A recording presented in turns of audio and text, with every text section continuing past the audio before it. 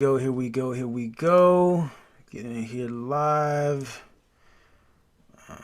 Bang. And making sure that folks over on YouTube can hear us and see us as well as we get rocking and rolling. Hope everybody's been doing well. Of course, I'm enjoying being able to get here and truly be able to speak to some of the amazing people I have to speak to here in this series, right? So again, welcome. We are live for another edition of the Automation Mastery Podcast. And of course, this is the road to 10K, where we talk about what it takes, the things we need to do, the steps you have to take to get to that first big milestone. I'm Justin Morgan, your resident host here, the person that helps you, coaches and speakers, create automated systems that help you save time and generate revenue. Have an amazing guest with me today. And again, we were just chopping it up a little bit before we got on here, as I usually do. And we're just kind of going back and forth. We're like, what are we going to talk about today? Like, what are we going to hop into? And it's just like, we're just going to take it where it goes. Now, I can tell you who I have aside me here. Okay. And this woman is a servant, right? And she really dedicates herself to building a business that truly serves others. And so while, again, we're all about money, right? Making money's good, y'all. We got bills to pay, got food, you got kids, she has kids, I have kids, right? So we got a whole family, got a wife, kids, dog, and all that stuff. So bills are good to be paid. But what is refreshing is being able to converse with folks who aren't just about how much money you can make toward the next shiny object. It's about how you can change the life of the people you get to serve. So I'm going to go ahead and just let her introduce herself. Go ahead, Khadijah, say hello, say welcome to the audience. Let them know who you are. Hello. Thank you, Justin, for having me tonight. I'm Khadijah Steward, CEO and founder of DJ's Diverse Training Services, the business and scholastic training and consulting organization that meets Business America meets the underserved. So we get Mm-hmm. the skinny about business, right? We get the skinny about scholastics, primarily homeschooling. So yes, another whole world that a lot of us have just learned about. I've been doing it now for 16 years. Um, Mm-hmm. but yeah, so that's basically the beginning of everything. As we talk, I know you're gonna get I into. mean, I want to start right there because you said you've been doing it for 16 years. Now, some folks have been forced into it, and certainly even here in our home now, he's doing a hybrid model. Our oldest is Mhm. 12, will be 13 this summer. So we got him, and we got the little one's about to turn 3, and then we have, of course, a certain bun cooking in the oven as well. So Congratulations. thank you. So we kind of got, so it's kind of weird because talking to the friends and stuff. It's like, yeah, some of them just having kids, and it's like, well, no, ours is a teen, so we kind of Hmm. give you a little heads up. But even then, it's like we've been okay with the public school system. So I guess I'm always curious, what got you into the home learning space and environment? What made you make that decision? I laugh and giggle, right? I'm a retired claims adjuster, so I'm that corporate gal. I did claims and insurance, and you name the state, I've worked in claims.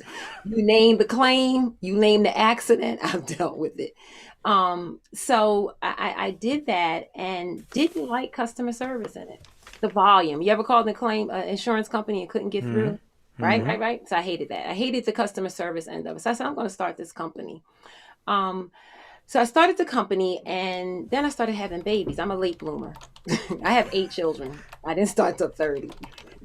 And it was one of those things where I'm like, I can't put my kids in public school. But I never thought I would even think about having children, much less eight, much less homeschool.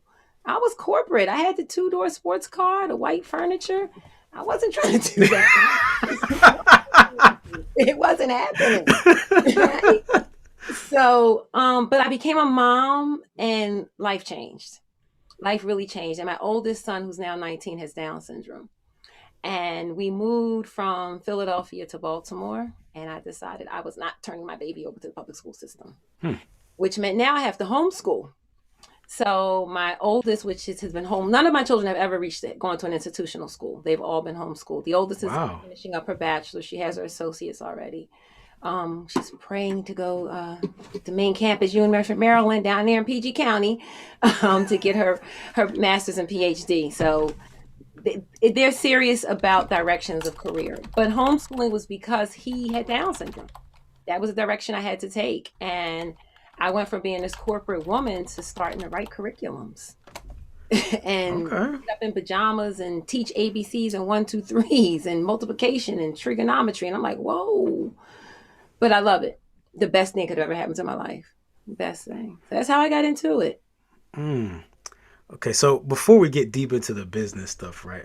I gotta ask this as a just from a dad and speaking to my wife. And we're human beings. How on the grace of this earth do you wake up, raise, and teach them all day? And then it's not like you hop in your car and you go on a commute. You can put on some music and then kind of come back home, right? Like you just there all day, and then you go to bed at night. And hopefully they go to bed at a certain decent hour. But let's say they don't. How? How? Just that's the one question. It's Just easy. how? Easy. Teach us, Easy. please. Easy. First of all, organization, right? That's the Mm. key. Organization. And I'm not being, you don't have to be Martha Stewart. No, I'm not talking that level of organization. But just understanding I'm not going to go to from point one to point five without thinking it out and planning it out first. That's something you have to know. So if I'm gonna get up in the day, what am I doing before I get out the bed or the night before? Yes, it's all planned out. Two, it doesn't take all day to teach. Oh my gosh, my kids and I did so much traveling. We stayed at the beach, we stay hiking. We enjoy life because honestly, it only takes 2 to 3 hours when you're homeschooling. Hmm. It really does. And the other part about it that I love is your life becomes incorporated into their education. So, from 5 to 7, my kids would tell you they loved it because it was time to have the local news on, dinner was Hmm. cooking, and Hmm. homework was getting done because although you're homeschooling, in my program, you have homework. So, if your packets weren't done, if your assignments weren't done, and you needed to do, and of course, folks are going to bug me while I'm cooking dinner because it's 8 of them. So, we would go over work while I'm cooking, Okay. and that may go into 7, 8 o'clock at night. So, the thing is, my kids knew I did packets. That made life easy for me a lot. And everybody had packets, and we're talking 10 to 15 pages minimum a day. Okay. But Okay. they understood that once it was done for the day, your day was yours. I didn't care what you did afterwards. That was Mm. you. I like that. That's Easy. good. That makes me feel good and makes me jealous and ashamed all at the same time. But it's okay. And It's okay. understand what you guys just went through was not homeschooling. Right. That was called online schooling, Mm-hmm. virtual schooling. That was not From homeschooling. school. I get it. I get it. I get it. Now, so let me say hello to some folks. Mr. and Mrs. Morgan, always appreciate y'all being here. Tarsha Wadi, I don't know if she knows you or what. Says that she needs somebody to call her, and she didn't want to change the subject. But Tarsha, it's okay. Whatever you want to talk about, just let us know. And if it fits the conversation, then certainly we'll hop into it. If not, we'll roll with it. Listen, so right. Okay. All right. All right. All right. All right. All right. Yeah, I know who you. Okay. Okay. Okay. Well, welcome to the conversation. And again, something you want to touch on, just let us know. Let us know. Perfect. Perfect. Perfect. Perfect. All right. So I'm just saying hello to the folks that are hanging out here. So, and what's cool about me asking you that question? I didn't even really plan on that response, y'all. So by the way, like this is not scripted. The stuff I'm writing down are actually notes I'm taking that allow me to just make sure I'm capturing everything you're saying. Or if I get a big aha myself, I like to write those things down. But from what I got was that in order to manage your team, essentially is what it is at the end of the Mhm, day, 8 kids is a team. mhm. And y'all can look at it either as a team that is hard to manage or a team that you put to work or a team that you empower. But at the end of the day, when I think of like what you do is when you serving your clients Mhm. is you're managing a team, you're organizing a team, you're empowering a team. So the fact that you said, "Hey, it's easy because I'm organized," it's easy because I understand that the things that we think should take forever really don't, and there is more time and flexibility in the day than we really understand. And the fact that there are opportunities to be able to effectively multitask so that way everybody can get everything they need to get done, and that's how teams work, really seems to translate very well over to this business thing Mhm. that we all seem to try to do. Now, Mhm. um, I know a little bit about what you do, but can you explain just? You kind of gave him like the skim of Mhm. really what your organization does. But can you go a little bit deeper into, especially the nonprofit side? And we're talking about profit and nonprofit.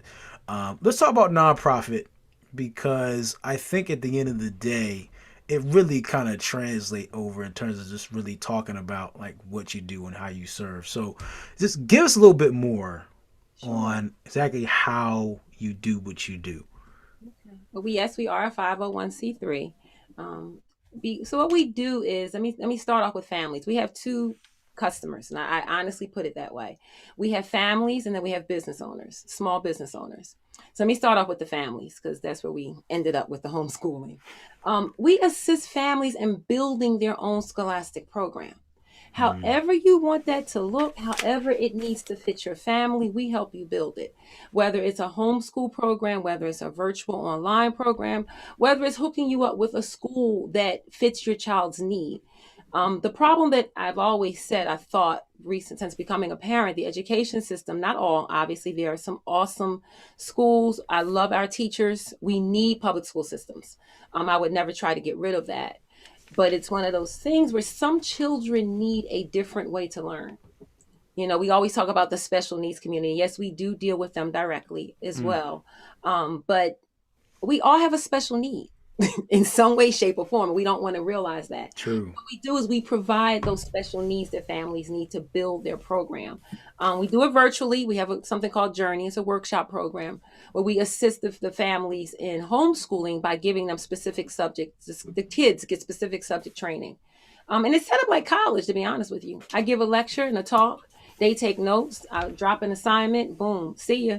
Hmm. And the parents have to do the grading of the work. That's how we make sure the parents are homeschooling. So we don't grade. I give you the assignment, I give you the subjects, but the parents have to grade it and do the portfolios.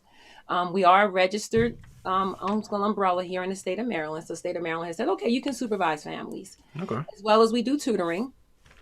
And specifically in the summer, we just started doing it in the summer. I can't really do it during the fall yet, but if specific families want it, we do it. But we have a whole thing, a youth business cafe where we break down the business plan. All right. We have business planning, business marketing, business administration, business networking, collaborating, and then public speaking. So we make sure that the youth have all of the pertinent things that they need, the key foundations to building long term sustainable lifestyles and income through business. So that becomes, and then we do dance, African dance, and art therapy too. We got to have some fun, right? It can't be all serious. Right. So Right. we mix it up. We mix it up. We used to do the swim camp here in Baltimore because my kids actually not only did I homeschool, they were all competitive swimmers with USA Swimming and Maryland Mm. Swimming. So that helped with homeschooling. I was out the door by 4:30 every day, and they would practice. They swam 6 days a week. So that's the homeschooling side of it. We also Okay. do transcripts and portfolio reviews. The business side, I smile because it's my baby. I love helping small business, and I do that through coaching, through business plan training. We teach you everything a small business needs to know, and then we outsource. So yes, we outsource the Justin Morgans, the Automation Masteries, and other partners that we have that can fit the small business budget. that fits the small business need. You may be in business, but you don't need everything. There may be some things that you're just not good at, right? Mm-hmm. And I give it to you from the real, from the skinny. I've been in business now for over 21 years. And I started this business from scratch. This isn't anyone else's curriculum. I didn't take any coaching certification course. No, I'm not going to try to fake it. I give you training based upon what I've been able to make money from full time. I quit 20 years ago and I haven't worked for anyone else since. So, and then we teach you networking. We teach you how to advertise through networking so that you cut down those advertising bills. Through building a network of people who help you advertise for free. And it's a whole village, if you will, Right. and membership and group of people behind that. So Right. that's kind of a longer version. I mean, that works. That works. And there's still a lot we could take from that. And what I want to pause on, there's a couple of things I think that folks can take a lot of value out of and context. There's a number of things, but let's just isolate a couple of things, right? One, just to kind of stay on on this idea of family and raising kids and things of that nature just for a second. Um, because we're talking a little bit beforehand about kind of this perception of what business should look like Mm-hmm. and the glitz and the glam. And so for instance, I had a cousin that called me some time ago about a program he was in, and first off, I was impressed because I think he just started school or college, but most folks that enter college, and I remember, again, we just focused on a couple of things when we get to school, right? So we're not even thinking about money, but he was actually thinking about money. And so it was refreshing to be able to talk to him and kind of see what he was up to. And he wasn't just like, hey, I'm going to make this and I'm going to be rich tomorrow kind of thing. He's like, Mm-hmm. no, I want to build something real. But Wow. too often, and again, I was victim of this too when I was younger. We see everything that's out there and we see the ads Mm-hmm. and we see the content and we think that everybody that needs to be successful in business needs to rent a condo, own a condo in Florida with the beach view. Everybody drives the fancy car. It's all the fancy camera shot. What steps? Because again, this is for folks who want to. So again, when I talk about the road to 10K, right? And this is why it's relevant, and I'll let you take over. Is because I came with this idea because everybody wants to pitch, hey, get to your first 6 figures, 7 figures, 8 figures. But most of the people buying that stuff haven't even done five outside of their day job. And nothing wrong. And it's not and the shame thing. It's stop. We have to stop teaching the cart before the horse. Thank And you. so if you teach somebody to focus, just like if you're learning to cook, right? I love cooking. I don't think about how I'm about to churn out an entire. So when we have folks grilling over now, I could grill for everybody, right? But it didn't start that way. Right? When I try to learn how to cook a burger. I'm not thinking how I'm gonna cook a burger for an entire party. Right. Like first time, it's like I just want to cook this one burger right because if I can get this one right, then you know I'm good. I'm That's good. Now some I can work. figure the rest of it out. Getting the burger right, some work. Getting the first one right is the key thing. Mm-hmm. So what I'm trying to just impose on people is getting that first milestone right. And that's what matters. And then once you master that first thing, then you could talk about, oh, I want to do all this. But at the end of the day, if you can pay some bills, you can pay some bills. So what so is there any vision work or expectation work or goal setting work that you would suggest or that you do with the kids, either your kids and with the parents in these programs to help them do with their kids, that's useful, right? That's real. It's funny you asked that because we talked to some. I have clients that are youth, of course. Last year was funny after during the pandemic. One of the kids in our virtual program, she literally had to come to the virtual business camp because she had made ridiculous money. She was working at Wendy's and she just started selling eyelashes. Woo! This 16-year-old made some money last summer, okay? Okay. And she said, Miss Khadijah, I've got to write a business plan. Like I'm making money now, but I don't know what to do next. That was the issue, right? And I try to teach kids all, first of all, and first and foremost, you can have 5,000 likes in one day, and it can equate to $0 and 0 cents. Okay. Mm-hmm. So understand that people liking you does not mean that they're going to purchase from you. So understanding that means that you've got to get in the background and understand what people really do to spend money. In order to do that, you have to have a plan. Right. So I tell kids and families all the time, if you want to start a business, first and foremost, let's first think about, what are you good at? What are you good at? Don't go into something that you're not good at, because you can't lay good foundations in it. If you Mm-hmm. do, you're going to take you some time, right? Wanted to first start a business, and I went to this person I really respected, and I said, what do I do? She said, what do you have 10 years experience in? I'm like, wow, really? She said, because you're not going to make money and you're not going to grow if you don't have any experience in what you're doing. So first, find out what you're good at.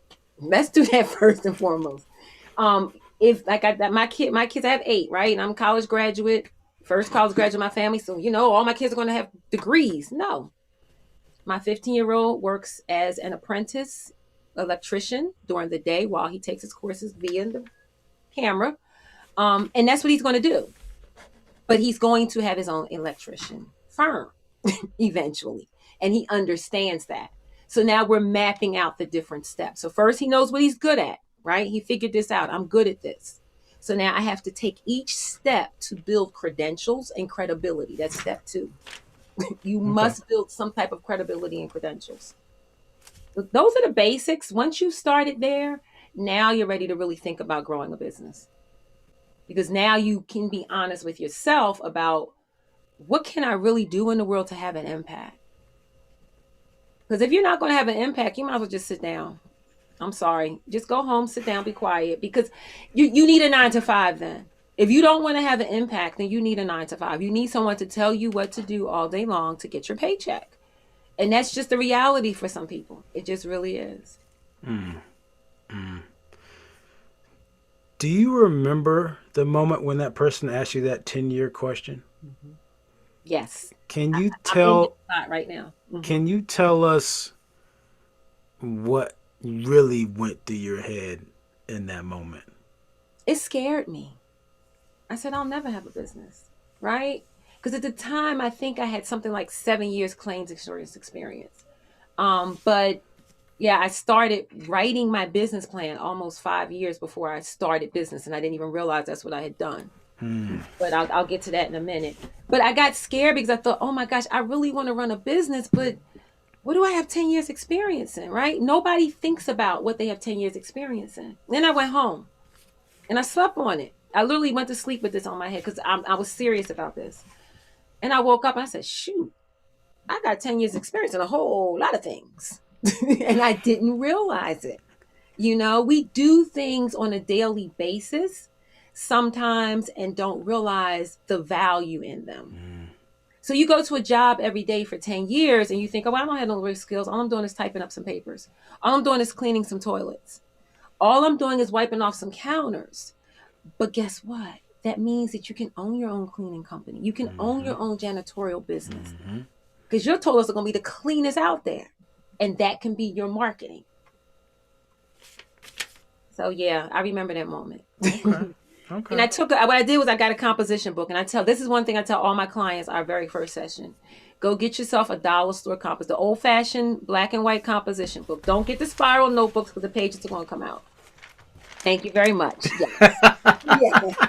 Yes. Mm-hmm. Yes. I'm here taking notes in it right now, y'all. Like, again, I Yes. know Mr. Automation. I still write stuff down. You I have own to. pens. You have to. And I tell them, every time a thought or an idea comes to them about a business, put it in that book. Mm. Because 10 years later, you'll look at that book and say, wow, here's another business idea. Here's another way that I can do something. Mm-hmm. Mm-hmm. Yeah, I got that. I think I was coming out of college. Actually, guy said, "Hey, you should buy a little black book, like Mm-hmm. this big." And I got some still over here in my bookshelf. Bunch of them sitting there, right? Um, Mm-hmm. And you just jot down whatever idea comes to mind, Mhm. right? And that's so brings me to this point. What was the moment? So again, you were doing homeschooling. Mm. You were doing again. You said the adjusting stuff. What was the moment where you said, "I need to teach other parents to do this"? When they started asking me. Okay. My ex at the time, we have six of the eight children he and I have together, and he Okay. kept saying to me, "You need to have your homeschool umbrella. You need to do it. You need to do it, right?" No, eight is enough. I'm good. This is keeping me busy, and I'm going to swim practice every night, and my weekends are always at swim meets. I get 1 month off a year. I'm good. And then people just kept calling. Can you teach my child? Can you do this? And I'm like, you know what? This really is a need, to really help people. And then what happened was we actually did not use our location. We had a location. I bought a house in the community, and I was helping people homeschool an actual location. I wanted it to have a house feel, so it didn't look like an office. It looked like a home, but I Right. had offices and conference rooms and all of that. And we shut that down and went virtual. Then, and this was about a year before the pandemic. Okay. Okay. We went virtual. I did hybrid because I would meet at the library, and then we went virtual for all of our around the country customers. And it was funny. All of a sudden, it started opening up where everybody started realizing, oh my goodness, I can actually have some control of my child's education. And then I realized, okay, you've been doing this for a minute, so maybe you can really impact people in a way that can speak to what their needs are. And that became how I started doing things. So it's develop. D just stands for develop it just as it happens. We don't do anything the same way twice because no two families, no two businesses, no two people are the same. Nor do they have the same need or the same type, the specifically exact same type of need. Mm. So I may have Okay. an outline of what we're going to do. I have my curriculums, of course, for business purposes. You have to copyright, all your curriculums and Right. things like that. Right. But each Right. time I teach it, it's something different that comes out. Of course. Different comes out. Of course. Of course. That happens anytime that you know what you're talking about, and you talk about what you know what you're talking about all the time. And That's passionate about it. yeah. I really enjoy what I do. I do. Exactly. Um, my other note that I wanted to make sure that I captured and that folks got to hear some perspective on, because one of the things that again I liked about what you were doing was the fact that you had connected so many, like you had plugged in. I'd just like, oh, so she's connected to all these other people doing these Mhm. different things and tasks and skills, bringing all these different skills to the table. And so I know as and all of us struggling. So there's a couple aspects. Some of us feel like we need to do everything Mm-mm. in our business, and then other folks just feel like they can't do enough, right? So Mhm. it's some of us that try to do too much and we fail, and some of us that just don't feel like we can do enough Mhm. and we fail. And so you kind of just breeze past this point where you said, I build a lot of network, I do a lot of networking and Mhm. connecting and outsourcing. Can you talk about the power of connection and outsourcing and partnering as it comes to how it's affected and impacted you in your business growth? It's funny because I didn't come to the virtual world until I want to say 3, 4 years ago, maybe 4 years ago now, going on 5. And I was a newbie. I'm like this old head. There's a newbie somewhere, right? I'm trying to figure out this whole virtual social media. I purposely stayed away from Facebook. I did Twitter for a minute. That was it. And then I'm like, okay, so I can still use my old school way of doing things on this new platform. So I started reaching out to people. You got a call from me, Justin. You got a call later on once I got a little more polished with it. Um, but I did. I started just if I call it stalking. They call it what's the word used now? Perusing or I don't know if I'd say scanning, but I call perusing, it but stalking because I when I would see people who were speaking my language in business, mhm. I took note. And even if it was my competitor, I took note. And I would just pick up the phone. I would text or email, pick up, can we talk? Well, why you want to talk to me, right? Look, you do this way, and I like it.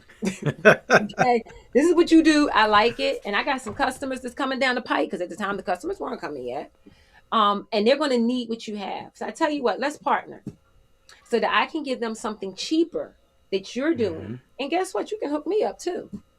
And it became this thing that just was the way I did business. That's what became what I did. And then my network became so expansive that I can't even get into all my networks right now because I'm in there. But I have discounts on every network out there that I belong to if I pay anything for some of them. I've been blessed to be given a radio show for free.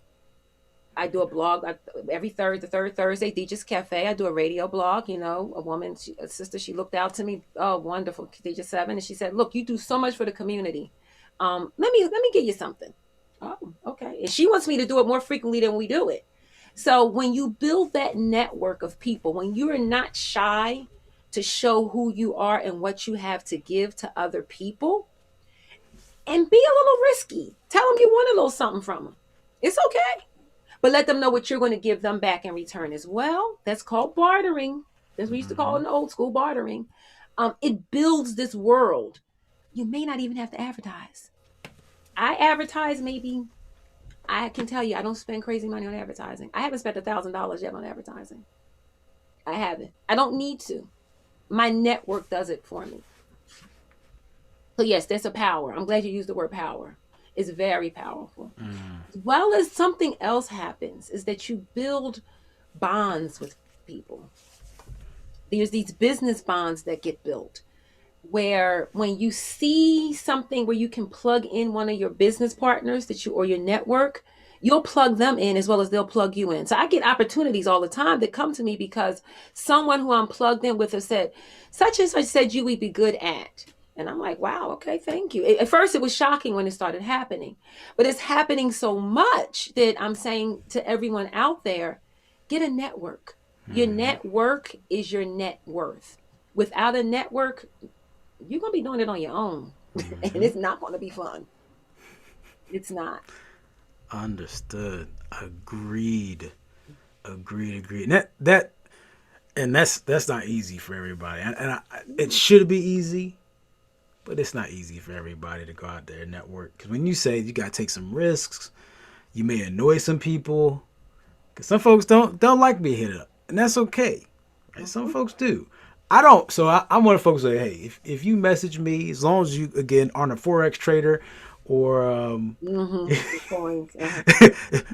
trading binary options for the binary options trading group, your CEO of forex.com. Like, as long as you're not that, I don't mind you landing in my inbox and reaching out to me. So that's just an invitation, y'all. So y'all can reach out to me. I did it. She did it. She I did did. it. She did. Mm-hmm. And as long as you don't do that, or don't come to me saying, "Hey, how are you? Mm-mm. I have. Mm-mm. Do you have a business?" Mm-mm. You clearly haven't checked out. At least be on and check out a week's worth of content. You'd be able to easily see I have a business, and that I don't want to sell your tea or your cleaner or insert here. Right? So Remember we talked about a plan before? Before you reach out to someone, you need to have a plan. Yep. You should have looked. First of all, if you haven't been to their website and checked out their website, don't call them. Please don't. Please don't. If you haven't been to their social media pages, don't call them. Because when I called Justin, I came with a plan. I said, this is what I need, this is what I want to do, let's do this, right? You have to have a plan, always when you do things. Think on it for a minute. I don't mean, you got to be all bored writing paragraphs and no. Sit down and think about some things and then organize it in your head if you have to. She speaks truth, y'all. And I'm not going to go into the full story here because this is not the place, but part of where I've gotten to where I've gotten to is because I've had that very same intent and reaching out to key people, right? Not everybody, but just certain people that I wanted to be in front of. Mm-hmm. I went with a plan, and it worked. Mm-hmm. Right?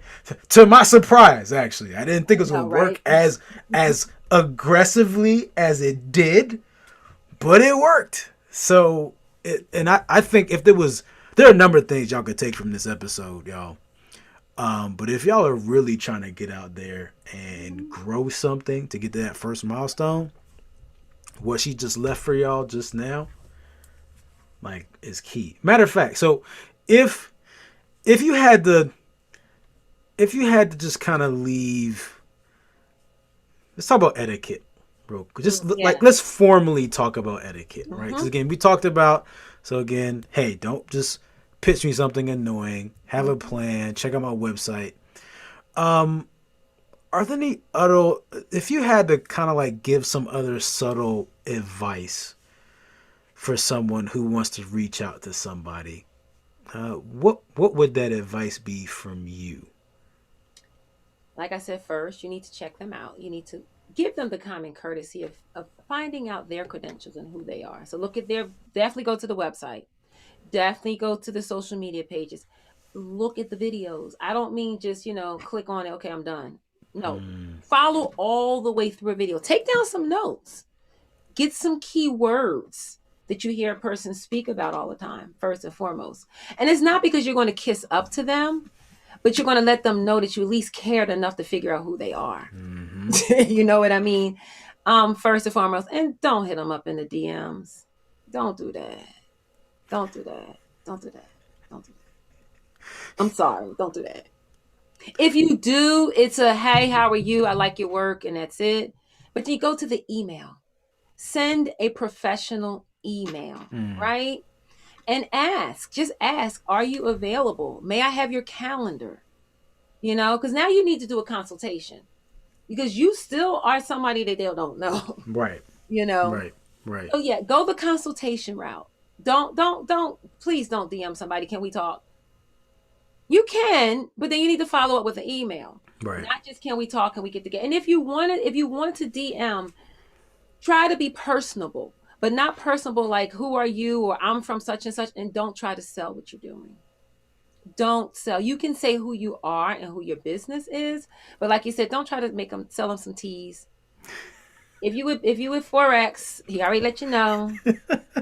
Don't even come with it. Not unless you're going to just give him some free training for his Yeah. people for forex or something. But don't try to sell him forex. He done told you already, right? Understand the person like you would try to meet. It's almost corny, but it's like when you were back in grade school hmm trying to get a friend, right? That's the way you did things. You were nice to people. It was so simple in grade school, though. It's just, And we can still be simple. it's just like, hey, I want to play tag. You want to play tag? That's Hey, I want it. to grow business. You want to grow business? Right, right. Yeah, I guess that's true. I guess yeah, I guess if you look at it that way, that is very true. I think so. Obviously, the challenge becomes this big tug of war about Hmm. who's controlling the conversation. Like, I mean, let's just be real. That's what it comes Shouldn't down though. to It is shouldn't. is is it becomes, if somebody reaches out and we both have a business, who's controlling the conversation, right? Because the when I think of the mistake is thinking that you need to control the conversation and just steer or at least just try to forward the conversation at the end of the day. Hmm. But Not always. yeah, I think when you come with the spirit of just purely selling, which, by the way, y'all, so again, I'm going to be a little anti here and say I'm okay with being pitched out the gate if you have something good to pitch me. So Hmm. if it, like, I have no problem cutting to the chase. I'm that kind of guy. Like, I'm a buyer at the end of the day. So if it's worth my time, like you have something cool, something relevant, or it's like, hey Justin, I noticed on your show that you mentioned you need help with this, showing Right, that you paid attention, right, right. and you come to me, it's like, oh, let's talk. Fine. No problem. I don't need to have the whole, hey, I checked out Nice Family. I saw that. Like, I don't need to do all that. We can have all that conversation. We get on the sales call. That's fine. But other folks that kind of get in, it's like they're about to pitch you something, but they're kind of waiting, and they really don't have that genuine interest, or Mm-hmm. just even through the typing, you don't feel the energy, Mm-hmm. and Mm-hmm. it just becomes this power struggle of they want to sell you something without really caring. It's Mm-hmm. like ah. And it's funny because you have to also evaluate what you want to do with this person. Ultimately, you should be thinking about, in my opinion, how the two of you can make money together. Mm-hmm. That should be your approach to why you approach this person. Because if you come with that approach, you're going to the tug of war won't really be as difficult because they're going to hear what you're saying because you're telling them, oh, okay, you want to make money. Okay, I want to hear that part. But you're not selling them something. You're telling them how you're going to provide some type of barter or some type of service in return for what they have to offer so that Mm-hmm. you both can benefit. Right. But it's funny also in networking, I had a young guy. I'm not gonna give names. I'm gonna mess up people. But I reached out to him for this because I built networks, right? So Mm-hmm. you can purchase my network, but you can purchase also the empowerment network through DJ's Cafe. I'm a member of their network, but I've also negotiated that our network is cheaper through us. You want to get their network, you get it cheaper through us. And I do that with other networks, where you can get their membership, but you get it probably 25 to 30% cheaper coming through me. So that's what I do. So I did that with this young brother, and he never turned his camera on my Zoom meeting. And maybe I'm old school, but if I'm coming to you and telling you how I'm trying to make you some money, how much is your program? What if I charge my people this amount to pay you? I need to see your face. So we had this whole hour worth great conversation. I'm talking to a black screen. And I hung up. And he said, well, make sure you email me. Sure will. Never happened. Yeah. Never happened. Okay. But that wasn't etiquette to me. That was I don't you too big time for me. Right? You too big time for me. So since you so big time, I don't think we gonna fit. We not gonna fit. Yeah, he We probably not just. gonna fit. It's a bad hair day. I'll say that typically I try to get on camera if I Bad can, hair day, Justin. and if I can't though, I usually have the etiquette at least so that somebody know like, hey, it's not a camera day, or I'm on the move, or I'm multitasking. Right. Like, at least let Right. you know that, or you've seen my face already, and so we're just having a 5 minute conversation. It's not even that deep, but for the most part, if I'm like trying to really, hey, view, especially if I can get this setup going, it's like, hey, let's clean, Little flex a little bit, background, little a nice little environment, some background, ambiance. So, but good, good. We can go on this all night. Hmm. We could, but I'm gonna just let y'all absorb everything that y'all got today. So my suggestion is one, make sure that hopefully you took some notes as you went through this. There's some things that y'all may have to go back and listen to make sure that y'all got, because there are a lot of takeaways. If I did a complete bullet point from this, you guys would get a lot of information. So just make sure you go back and kind of absorb some of the things that we talked about today. Deja, if folks need to check out what you got going on, where should they go? How can they connect with you? Where can they see some of your stuff? Okay, paper and pens ready, guys. I was told when I came up with the name it was long. Paper and pens, 20 guys. years ago. So let me take it slow. Dijastraining.org. I'm spelling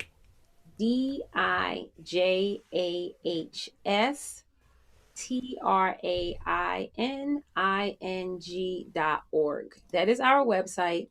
Um, what we have going on currently is out there and available. You can always call us 410-800-4665. I'm on Facebook as Khadijah Steward. Deej's Diverse Training Services on Facebook. We're also on Instagram and LinkedIn. I'm on LinkedIn as well. Twitter, I've kind of been quiet about for a minute. Twitter is another whole monster. So we have our social media people. I'm outsourcing that soon. I've been doing that myself only because that was my brand and it was my baby, and I kept it close. But we're gonna be outsourcing that soon. But yeah, check us out at dejastraining.org, or you can always call us or DM me. I take nice DMs. I do, but just don't sell me up front. Please don't. And I'm with you. If you Forex, and not that I'm against all of those, I just don't like their sales tactics. I don't. I'm sorry. That that and they usually aren't making any money actually trading. But let's save that for Another another conversation. day. Look, I appreciate you. Look, y'all, make sure y'all check that stuff out. Her link is in the description. So if you're on Facebook, it's in the description. Or for YouTube, it will be in the description. If you're over on the podcast or listening to this, it will also still be in the description. So make sure y'all definitely check her stuff out. Deja, I appreciate you. Make sure that y'all go check her stuff out. Show her some love. Make sure y'all share this episode with a friend, a family member, or even your kids because they can use this stuff too. I appreciate you all and all that you do. And as usual, treat each day as a building block to a better future. Peace.